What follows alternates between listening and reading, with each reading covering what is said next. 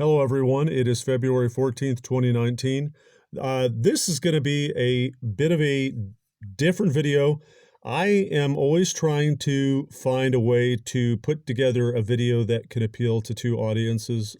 This gets to be pretty impossible at times. I am trying to marry the Bible with empiricism in a way that is possible now that was not in the past.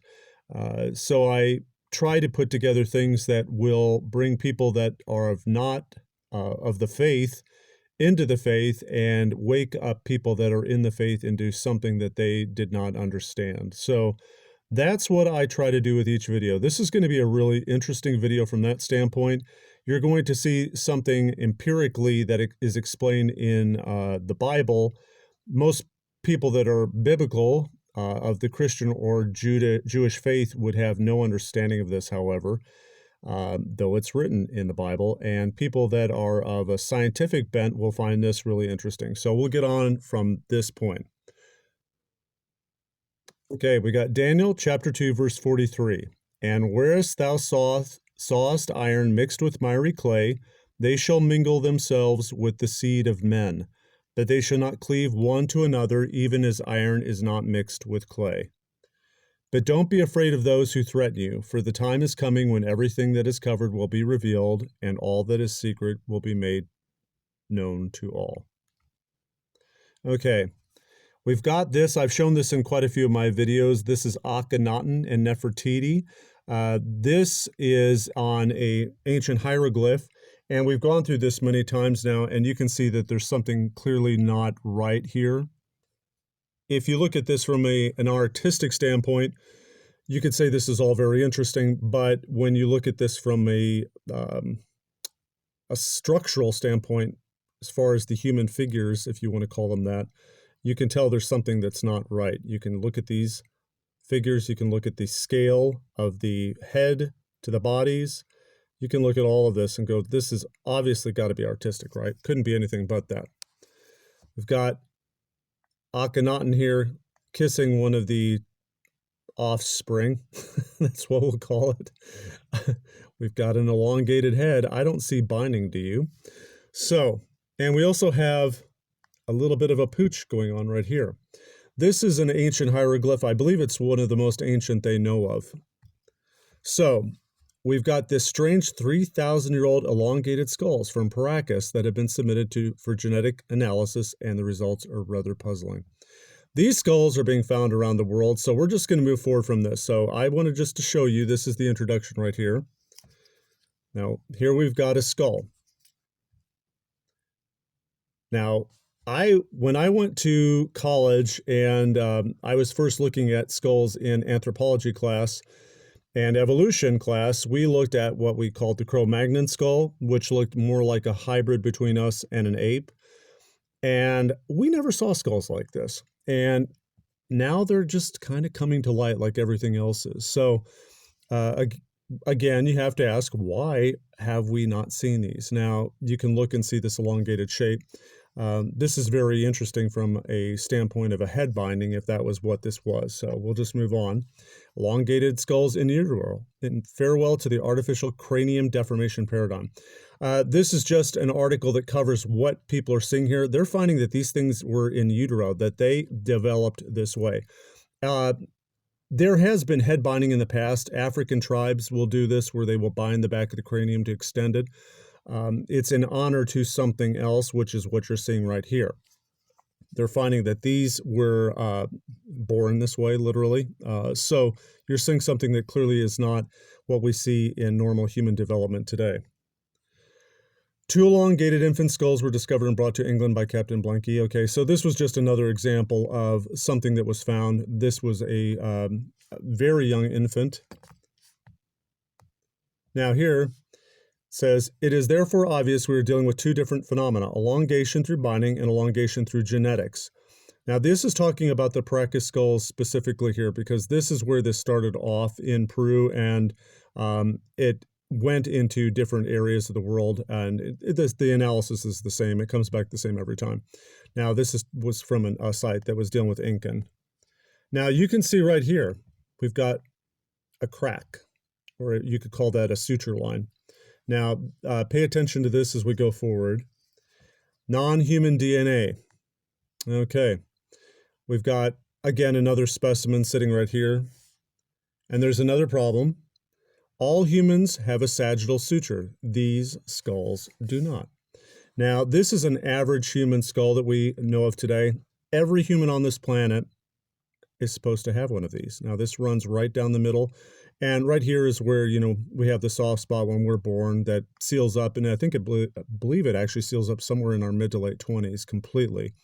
But most of the time it's sealed shut by, I think, our early teenage years. So you can see that the actual juncture. Now, you can see we're missing it here. There's something different about this skull. DNA analysis shows elongated skulls were not human or primate. Now, this is not even a primate. Gorillas are primates. Orangutans are primates. This is not a primate. Primate, a member of the most developed and intelligent group of mammals, including humans. So, what are we seeing here? What is this thing? I've talked about this in previous videos. And what exactly are those objects that appear to be warming as it is holding them up to the sun? Okay, elongated skulls of Peru and Bolivia, the path of Viracocha. When we see a skull like this, that looks like it would fit here. What should we think? And the Baphomet, two sexes in one. What exactly do we have here? Now, I do want to show you something. This is not brought up anywhere, but I believe in the book of Jude, it talks about Janus and Jambres. They are two of the Egyptian magicians. They are brought up in the New Testament, but the book that discusses them, that this is with Moses. He dealt with the two serpents that the Egyptian magicians brought forward, and his staff ate the two serpents. Now, this is representation of those two serpents. So, interestingly enough, that book is not present in our current Bible. That's just something for people to think about. I did find out what those two serpents, the name of the magicians were, and it was in the book of Jude, I believe, where I found out the first reference to them, but you don't get a reference to them in the Old Testament. So, what exactly do we have here? Now, the Egypt Cairo Museum. Now, look at this thing. Just take a close look at what we're looking at here. What is this? I mean, look at this being. Is this being even male or female, or is it a mixture of both? This looks to me almost like childbearing hips. And there again is that pooch. This is Akhenaten. This is not Nefertiti. This is supposed to be the male. I don't know what I'm looking at here. If you're not a primate or a mammal, does it even matter? Again, when you look at both of these figures, one is scaled a little bit larger than the other, but I cannot see a difference between this one and the one that was on the opposing side. There's 3 infants here. And again, what child with a head size that is anything close to, I mean, this thing is barely bigger than the orbit of the eye on this being, and it's looking up and it's pointing. I mean, nothing about this is the way a baby of this scale would behave if it was human and mammalian. And again, so when we see skulls with this shape,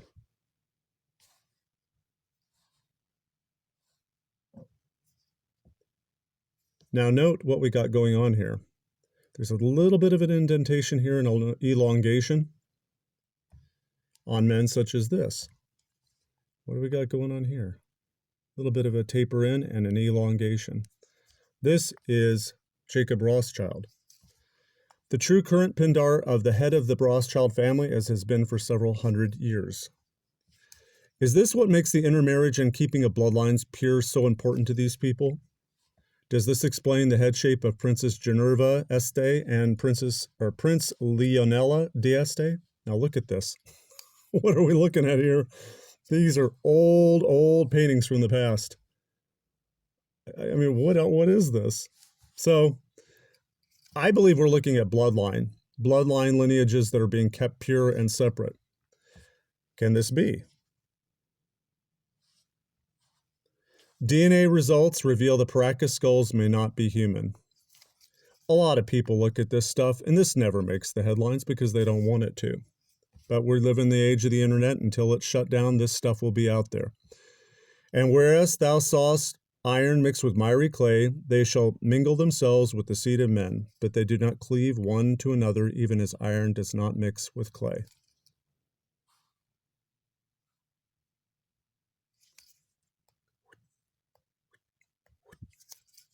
We're missing something, guys.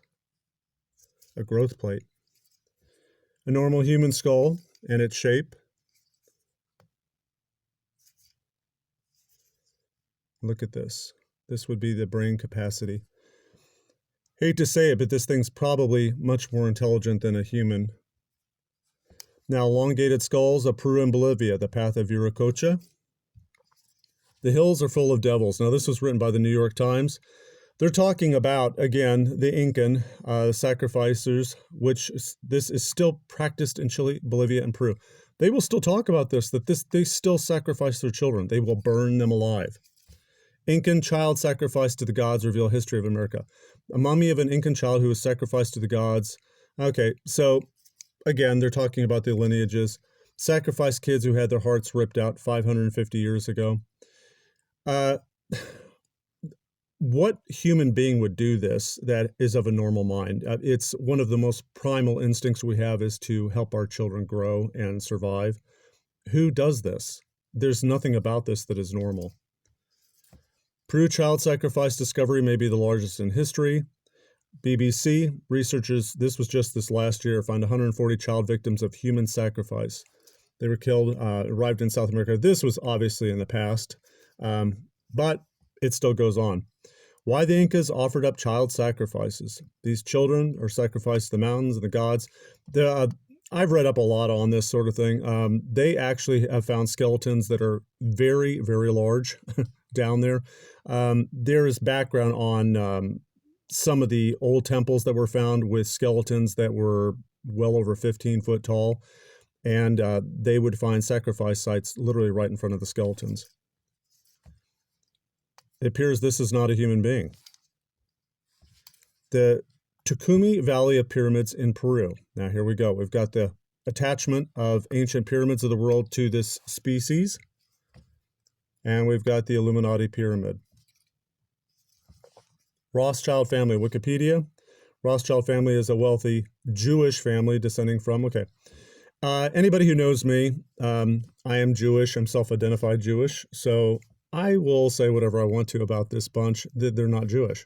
So we'll move forward. So it appears that the world is now a blend of these kingdoms, clay and iron, and they don't mix. But are the Rothschilds carefully bred to blend into the Jewish population? Revelation chapter 3, verse 9. I will make those who are of the synagogue of Satan, who claim to be Jews, though they are not, but they are liars. I will make them come and fall down at your feet and acknowledge that I have loved you. Okay, we've got, again, the Pindar of the Rothschild family has been Jacob Rothschild for the last several hundred years. Again, I've noted another associate of his that was busy auctioning off a very expensive painting who's related to the family. His head is even more extreme than his. It's the most bizarre thing to watch, a head that extends out the back and is almost flat on the top. I mean, there was not a lot of frontal cranial capacity on that. It was very odd. It was like that princess. Who runs the world? Again, we've got all this lined up in the Illuminati pyramid. Let's see. And whereas thou sawest iron mixed with miry clay, they shall mingle themselves with the seed of men, but they shall not cleave one to another, even as iron is not mixed with clay. I thought I would just put these side by side and you could take a look at this. Obviously, if we're not dealing with binding, we have a skull that is so completely different than ours. A lot of our frontal matter right here, this is where I believe most of our higher thought is, and I think our emotion. Now, where it is on this, I wouldn't know. Okay, we've got, again, some of the things that were going on in Egypt. We've got the elongated hat, which I'm sure is covering up something. And again, this looks awfully like somebody else we had just looked at. The Nephilim would have been found worldwide. Skeletal remains are on every continent. Okay. Just like her. Peru, Siberia, Bolivia, Nephilim, yeah, again, faces from a dark past. If you look into the book of Enoch, and there's other books there's other accounts in other cultures that talk about these beings. The Indians have a name for them too, and the Indians have their own legends about these things that went across the plains of the Americas. Note the eye socket size. Looks a little bit like what a person might call an alien.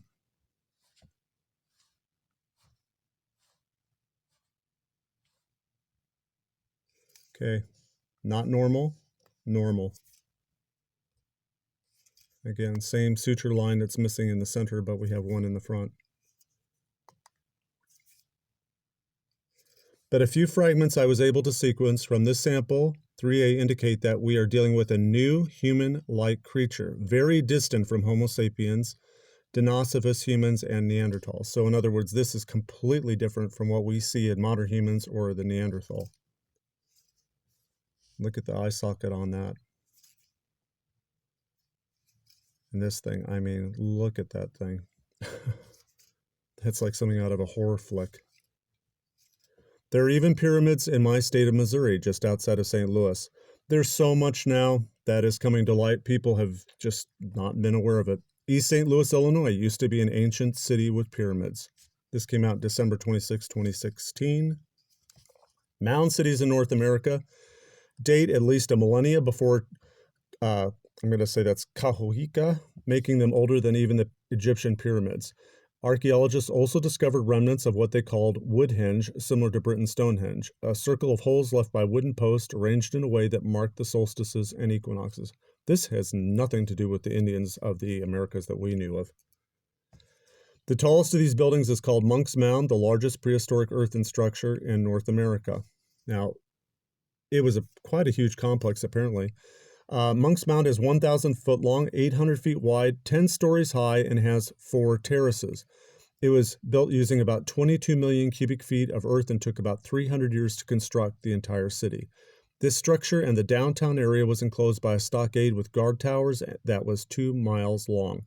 At intervals of 70 feet was a guard tower, and each of these structures, okay. So we've got a picture here of some of the remains.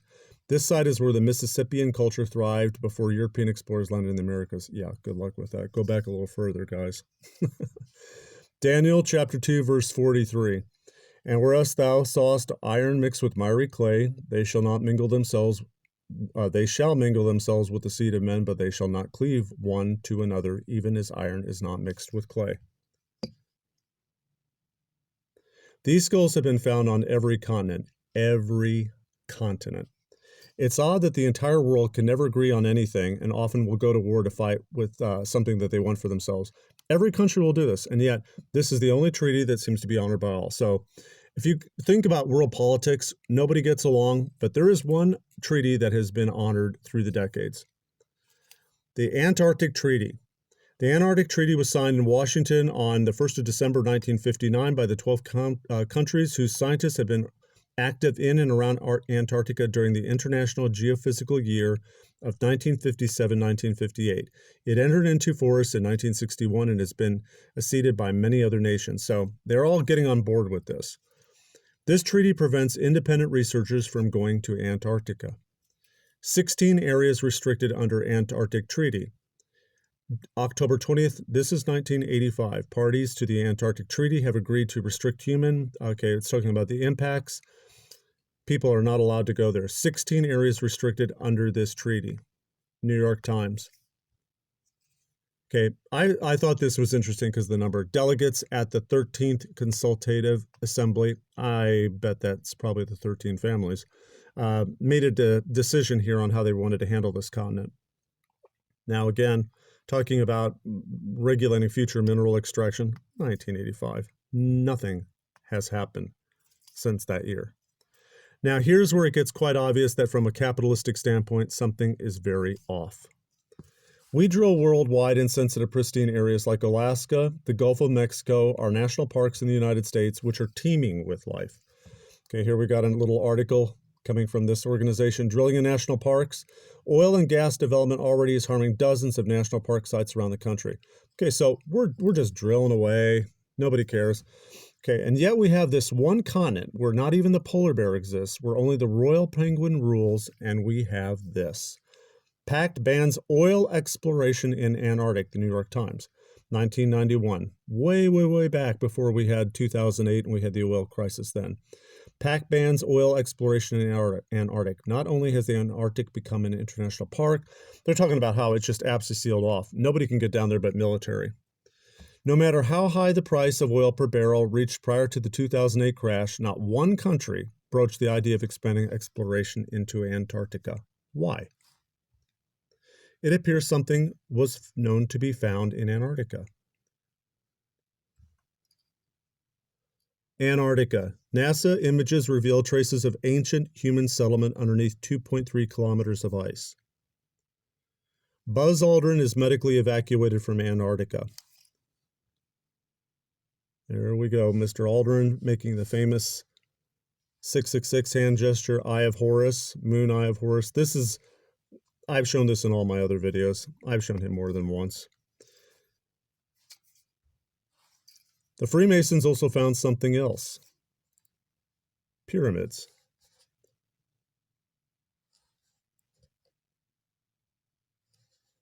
Now, we have been told that the Antarctic continent, through continental drift, has been down there for what, I think maybe 50, 60 million years now. So it's very fascinating that here we've got these pyramids that have been found. This is interesting. I just happened to see this picture. I found this in a completely unrelated site from the next one, so I thought it was interesting from the standpoint there it is buried, and they have a settlement here. Obviously, there have been a lot of snow between these 2 points. And here we have an aerial view. This is from Google Earth, and that's comparing it to Cairo. And we've got the Google Earth coordinates down here below. This is set up the same way they all are. This, you can see we've got 1, 2, and this one's just a little bit off. This is Belt of Orion again. And we've got it from a different stand here. And from here, you've got 2 of them. It looks like in the distance, I saw sort of this hillside right over here. I found these pictures just in various places. And you can see this is from one looking at the other, and there was that hill in the background. It's a completely different angle. Genesis chapter 6, verse 4. The Nephilim were on the earth in those days, and also afterward, when the sons of God went into the daughters of humans and had children by them. They were the heroes of old, men of renown.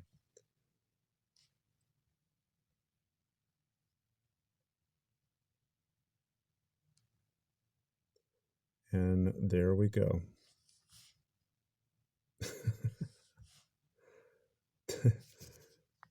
Apparently, they have found these things down in Antarctica. From what I have understand, and of course, this is always conjecture, but I've heard more than one informant say that they found these beings, a few of these beings alive in stasis chambers that were in that city, not in the pyramids, but in the city that was buried. So they are still alive. The seed of the woman and the seed of the serpent. And I will put enmity between thee and the woman, and between thy seed and her seed. Daniel chapter 12, verse 4.